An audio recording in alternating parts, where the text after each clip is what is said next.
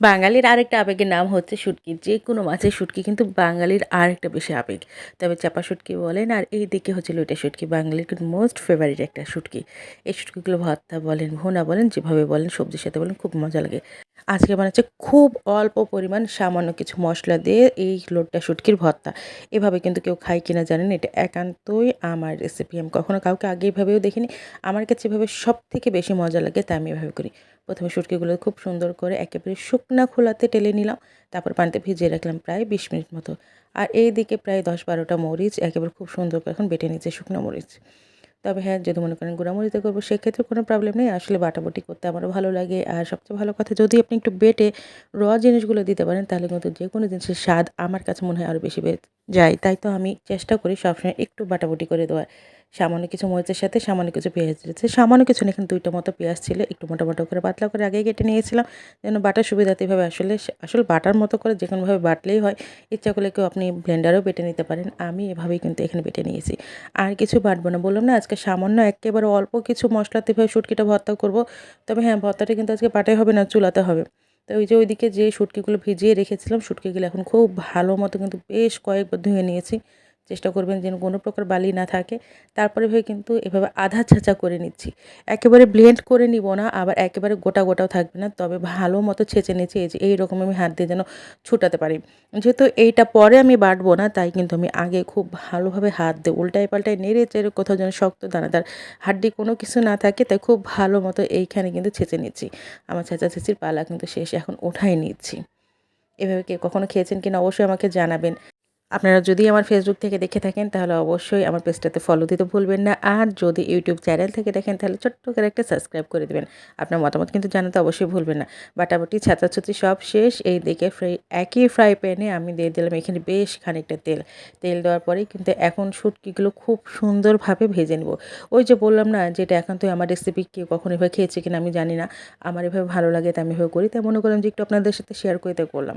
একেবারে এইখানে golden brown colour হওয়া পর্যন্ত মচমচে করে ভেজে নিব। আর বাটা মশলাটা এখন কিন্তু আমি দিয়ে দিচ্ছি। বাটা মশলাটা দেওয়া হয়ে গেল। এখন কিন্তু খুব ভালোভাবে কষিয়ে নেব। একদম পানি দিবেন না। মচমচা করে খুব সুন্দর করে মাছের সাথে মিশিয়ে, মিশিয়ে উল্টিয়ে পাল্টে ধৈর্য সহকারে ভেজে নিতে হবে। তবে সবচেয়ে বড় কথা হলো এইখানে এই রান্নাটা আপনি খুব বেশি সময় হলে ১০ থেকে ১৫ মিনিট সময় লাগে। এর বেশি কিন্তু একেবারেই সময় লাগে না। ১৫ মিনিটও সময় লাগে না। দিয়ে দিলাম স্বাদ মতো লবণ, দিয়ে দিলাম কালারের জন্য হলুদ, দিয়ে দেবো আরও সামান্য একটু মরিচের গুঁড়া। শুটকি মানে তো ঝাল, ঝাল ঝাল ছাড়া তো ভালো লাগে না তাই। আমি এখানে কোনো প্রকার আদা রসুনের বাটা ব্যবহার করিনি, আর করবও না। এটা আমি কখনোই দিই না। এটা এভাবেই শুধু করি। এখন এই মশলাগুলো সহকারে আমি আবারও খুব ভালোভাবে এইখানে নেড়ে চেড়ে খুব ভালোভাবে কষিয়ে নিচ্ছি। দিয়ে দিলাম মুঠ ভর্তি করে খুব সুন্দর করে অনেকগুলো দেশি রসুন। দেশি রসুন যদি না থাকে সেটাতে কোনো প্রবলেম নেই। আপনারা সেক্ষেত্রে বড়, বড় রসুনের কোয়া ছোট করে কেটে দিতে পারেন বা গোটা, গোটাও দিতে পারেন। তবে যদি বড় রসুনের কোয়া দেন সেক্ষেত্রে একটু আগে দেবেন। সামান্য একটু পানি দিয়ে এখন একটু কষিয়ে নিচ্ছি। আর কোনো প্রকার কিন্তু এখানে পানি দিব না। একটু পানি দিলাম কেননা ফ্রাই প্যানের নিচে লেগে যাচ্ছিল এই কারণে। এটা তো একেবারেই ভাজা, ভাজা করব আমি। এখন ওই পানিটা যখন শুকিয়ে যাবে, খুব ভালো মতো তেলগুলো উপরে উঠে আসবে, আপনি বুঝতে পারবেন। ঠিক সেই মুহূর্তে আপনি এখানে 1/2 কাপ পরিমাণ পানি দিবেন। খুব বেশি পানি এখানে লাগে না, কেননা ১ম এ আমরা যেহেতু ছেঁচে নিয়েছিলাম তাই সিদ্ধ হতে খুব একটা টাইম লাগে না।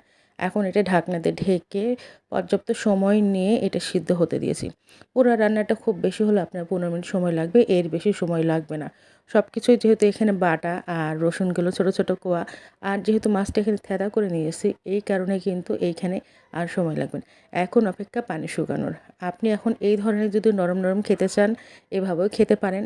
আমি একটু টেস্ট করে দেখে নিলাম। আর আপনি যদি মনে করেন না একেবারে আঠালো রসালো ভর্তা খাবো, তাহলে কিন্তু একটু সময় নিয়ে নেড়ে চেড়ে আমি পরবর্তীতে এখানে স্প্যাচুলাটা বাদ দিয়ে খুন্তি নিয়েছি, কেননা নাড়তে সুবিধা হচ্ছিল। যেহেতু এটা লেগে, লেগে যাচ্ছিল। আর একেবারে আমি শুকনা আঠালো এরকম ভর্তার মতো করে নিয়েছি। এই যে একেবারে আঠালো এবং শক্ত, যে মজা বলে বোঝানোর মতো না। আমার কাছে এইরকম আঠালো, আঠালো ভর্তাটাই ভালো লাগে। ভাতের সাথে, খিচুড়ির সাথে খুব মজা লাগে। তো সবাইকে অসংখ্য ধন্যবাদ। যে যেখান থেকে দেখছেন সবাই ভালো থাকবেন, দোয়া করবেন আমার জন্য। আল্লাহ আপনাদেরকেও ভালো রাখুক। আল্লাহ হাফেজ। আসসালামু আলাইকুম।